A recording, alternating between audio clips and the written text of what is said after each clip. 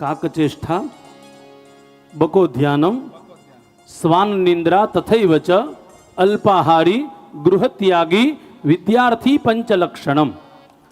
વિદ્યાર્થી બનવા માટે સાંભળજો, વિદ્યાર્થી, ધીરે ધીરે બોલો જોઈએ, વિદ્યાર્થી. આ બે શબ્દ અલગ છે આમાં, વિદ્યા અને અર્થી. અર્થીનો અર્થ એટલે આપણે ઓલું નહીં કરતા હો, મહેરબાની કરી. અર્થીનો અર્થ શું થાય? વિદ્યારૂપી ધન જેને મેળવવું હોય એને કહેવાય વિદ્યાર્થી. જેને વિદ્યાર્થી, સાચું વિદ્યાર્થી બનવું હોય, સારું વિદ્યાર્થી બનવું હોય, એના 5 લક્ષણ છે. એટલી શાંતિથી કથા સાંભળો. એટલે છોકરાઓને કહેજો, આજે અમે આ ભણી આ નોટ ડાઉન, અમુક વસ્તુ હવે તો કથામાં કહેતો જાઉં છું, અમુક વસ્તુ તો અહીંથી લઈને જાઓ ખાસ. વિદ્યાર્થીઓના 5 લક્ષણ છે. બાળકો હોય તો સાંભળજો. કયા 5 લક્ષણ? કાકચેષ્ટા, કાગડા જેવી ચેષ્ટા રાખવી. કાગડો ઉડતો હોય ને, અને કાગડો ઉડતા ઉડતા જોઈ જાય, નાનામાં નાનો ઉંદેડો જોઈ જાય તો તરત એની નજર જાય અને પકડીને લઈ જાય. એમ વિદ્યાર્થીની ચેષ્ટા કાગડા જેવી હોવી જોઈએ. કાંઈક સારું મળે એટલે તરત ને તરત પ્રાપ્ત કરી લો. કાકચેષ્ટા બકો ધ્યાનમ, બગલા જેવું ધ્યાન હોવું જોઈએ. બગલાને જોયું ને તમે બધાએ? સરોવરની અંદર બગલો હોય, તળાવની અંદર બગલો હોય, એક પગે ઊભો હોય, આપણને એવું લાગે જાણે બહુ મોટો તપસ્વીનો દીકરો હોય આ. પણ જેવું માછલું નીકળે એટલે તરત બગલો એને પકડી લે. એમ વિદ્યાર્થી હોય એ પણ જેવી સારી વાત આવે તરત એને પકડી લેવી જોઈએ. કાકચેષ્ટા બકો ધ્યાનમ, બગલા જેવું ધ્યાન વિદ્યાર્થીઓનું હોવું જોઈએ. કાકચેષ્ટા બકો ધ્યાનમ. અને સ્વાન નિંદ્રા તથૈવ ચ. સ્વાન એટલે શું થાય? સ્વાન એટલે કૂતરો. વિદ્યાર્થી બનો એટલે હંમેશા કૂતરા જેવી નીંદર રાખવાની. કૂતરો સૂતો હોય ને, એની બાજુમાંથી નીકળો એટલે તરત જાગી જાય. અત્યારના કૂતરાની વાત નથી કરતો. હા, ઓરિજિનલ કૂતરો હોય ને, એ વાસ્તવમાં એ જે શ્વાન હોય ને, એની બાજુમાંથી નીકળો ને તરત જાગી જાય. શ્વાન નિંદ્રા. વિદ્યાર્થીની નિંદ્રા હંમેશા શ્વાન જેવી હોવી જોઈએ. અડધો કલાક સુવે તો પણ ફ્રેશ રહેવો જોઈએ, 2 કલાક સુવે તો પણ ફ્રેશ હોવો જોઈએ. શ્વાન નિંદ્રા તથૈવ ચ અલ્પાહારી. ભોજન કેટલું કરવું જોઈએ? માપમાં. વિદ્યાર્થી અવસ્થામાં 3 રસનો ત્યાગ કરો. આપણો ગુરુજી એમ કહેતા, વિદ્યાર્થી અવસ્થામાં 3 રસનો ત્યાગ કરો. તમે કહેતા હોય તો કહું, તમારા બાળકોને બુદ્ધિશાળી બનાવવા છે? હા કે ના કયો? ખાલી સાંભળી નહીં લેતા હો, પાછા પાલન કરજો. તમારા છોકરાઓને બુદ્ધિશાળી બનાવવા હોય તો તમારા છોકરાને ખાટી વસ્તુથી આઘા રાખો. ખાટી વસ્તુ બહુ નહીં ખવડાવવાની.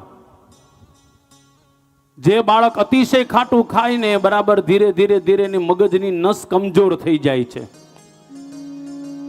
બીજું, બાળકને વિદ્યાવાળો બનાવવો હોય, બુદ્ધિશાળી બનાવવો હોય, જ્ઞાની બનાવવો હોય તો બાળકને તીખી વસ્તુ કોઈ દી ન ખવડાવાય.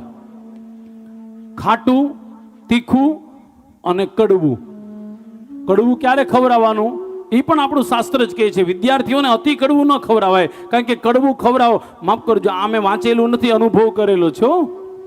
બહુ અતિશય વિદ્યાર્થી જો કડવું ખાય ને તો પણ એની સુષુમ્ના નાડી છે ને એકદમ શાંત થઈ જાય. સુષુમ્ના નાડી શાંત ન કરવી હોય તો કડવું ખવડાવવાનું, પણ બહુ ઓછું. કારણ કે વિદ્યાર્થી અવસ્થામાં કડવાણીની જરૂર નથી. કડવાણીની હવે આપણને જરૂરી છે. 40 વર્ષના થાય પછી કડવાણી રોજ લેવી હો. હા, એવું લાગે કે હવે આપણે 40 ના થઈ ગયા એટલે રોજ હાથ પડે એટલે મેથીનો ફાકો લઈ લેવાનો. યાદ રહ્યું ને? 3 વસ્તુ વિદ્યાર્થી, આ 3 વસ્તુ જો બાળપણમાં જો સેવન ન કરે, વિદ્યાર્થી અવસ્થામાં બહુ ઓછું સેવન કરે ને, તો તમારું બાળક ભણી ગણીને ખૂબ આગળ વધે. હું મારા ઘરની વાત નથી કહેતો, પતંજલિ યોગ શાસ્ત્રમાં પણ લખેલું છે. અરે સાહેબ, ચૈતન્ય મહાપ્રભુજી પણ આમ કહેતા હતા, વિદ્યાર્થી અવસ્થાની અંદર આ વસ્તુનો ત્યાગ કરો.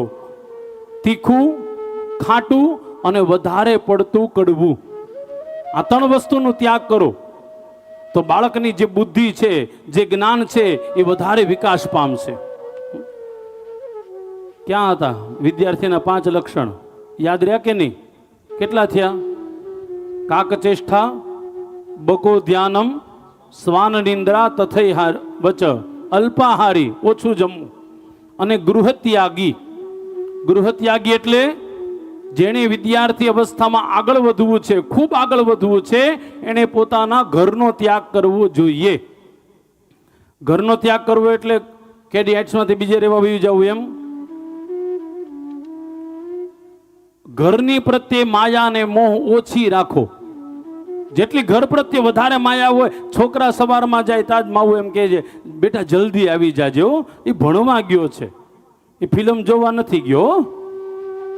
ન્યાય જેટલો ટાઈમ કાઢશે એટલું વધારે સારું છે. બાળકો માટે ભણતર છે ને એ સર્વોપરી છે. આજે વાત એટલા માટે આ બધી નીકળે છે કે હિન્દુસ્તાનની એક દેવી જેને સરસ્વતીને સિદ્ધ કરી અને આખા જગતમાં પોતાનું નામ રોશન કરી દીધું. આજે જેનું નિધન થયું એટલે માં સરસ્વતીના માધ્યમે અહીં જેટલા બેઠા છો બધાને ખાસ કરીને યાદ કરું, એ બધા સરસ્વતીની ઉપાસના બાળકો પાસે કરાવો.